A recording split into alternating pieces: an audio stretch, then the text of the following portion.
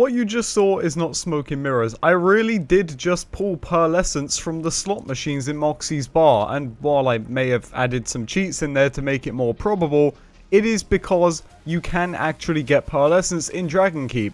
Let me explain. So last night, a tweet surfaced from Ctrl, who's a good friend of ours. He's often in our streams, just a really cool person, someone that is very trustworthy in my eyes, and they shared a picture of them having a level 8 Bearcat in the Dragonkeep DLC. Naturally, my first question was, is this the standalone? Can I get this in the standalone? And the reply I got was, yes, this is in the standalone, and Ctrl was even nice enough to send me over the save file. However, weirdly enough, when loading that save file, the pearlescent had vanished, and when DMing Ctrl, he also confirmed that the pearlescent had vanished from their inventory also. Something wasn't quite adding up, so I reached out to some of the Borderlands 2 modders for some help and asked them what was going on here. The first thing I was told is that pretty much every Generation 1 pearlescent can indeed drop from the slot machines in Moxie's bar. It really can happen provided you get lucky enough. Now, while I am using a cheat table here to make it more probable for the purposes of demonstration,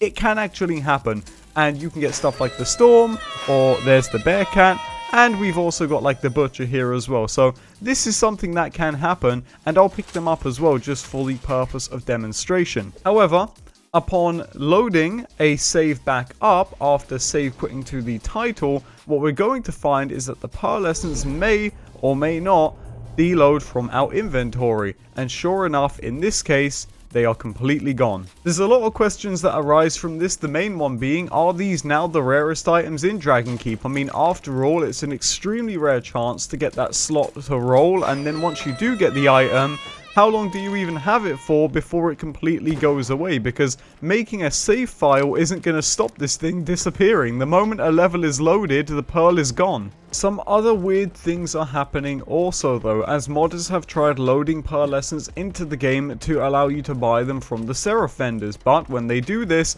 they just simply disappear. They can't coexist in the same world as the Seraphs. Which is weird, right? Because as you can see right here with this Unforgiven, it's totally working. There is nothing off about this gun. It's a completely normal pearlescent, and you would think that it drops much like any other gun would. I'm guessing that what happened here is just a simple case of overlooking something. The developers who were in charge of bringing this standalone to life, who were not Gearbox for those of you shouting cash grab, simply just did not know about pearlescents, or they didn't know that they were in this DLC. As you can see with the case of this level 30 Unforgiven against the level 19 boss, it really doesn't do good damage, especially with the B shield, which tells us that they haven't been changed in terms of their damage at all. Which isn't out of the ordinary. We know that there are other guns in the standalone which really didn't get affected too much by the change of scaling, like the Seeker, just to name one. But pearlescents seem to be a really weird case, and if you're going in here trying to go and farm them, it doesn't look like you actually can.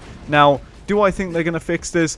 Absolutely not. I think our chances are slim to none in terms of a fix happening for this, and I mean, I wouldn't even know where to start. I'm sure some modders are probably going to fix it in the future with SDK stuff, and if that happens, I will make a video on it. But I wanted to make this video to update you guys because last night, I feel as though I kind of misled the community, which of course wasn't the intention.